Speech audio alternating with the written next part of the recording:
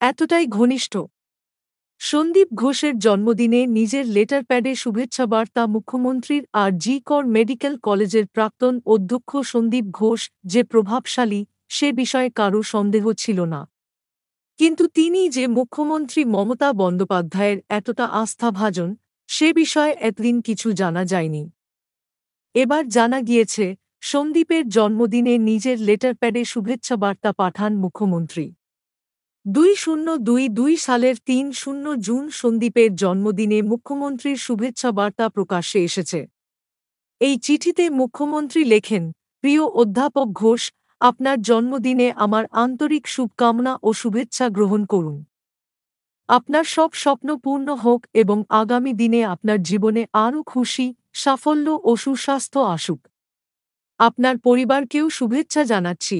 মুখ্যমন্ত্রী অল্প কয়েকজন ব্যক্তিকেই জন্মদিনে ব্যক্তিগত শুভেচ্ছা বার্তা পাঠান। তাঁদের অন্যতম সন্দীপ। ফলে ফের রাজ্য প্রশাসন ও শাসক দলের সঙ্গে তাঁর ঘনিষ্ঠতার প্রমাণ পাওয়া গিয়েছে। আর জি কর মেডিকেল কলেজ ও হাসপাতালে মহিলা চিকিৎসকের ধর্ষণ ও খুনের ঘটনায় অভিযুক্তকে আড়াল করা এবং প্রমাণ লোপাটের চেষ্টা করার অভিযোগ উঠেছে সন্দীপের বিরুদ্ধে।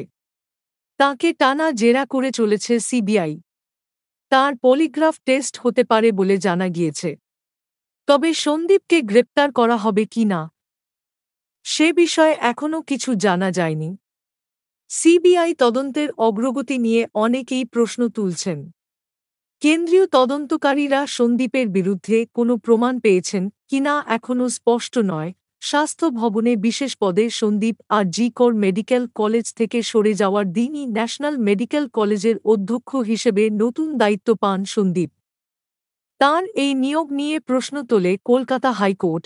তবে তারপরেও সন্দীপকে ন্যাশনাল মেডিকেল কলেজ থেকে সরিয়ে স্বাস্থ্য ভবনে বিশেষ আধিকারিক পদে নিয়োগ করা হয়েছে।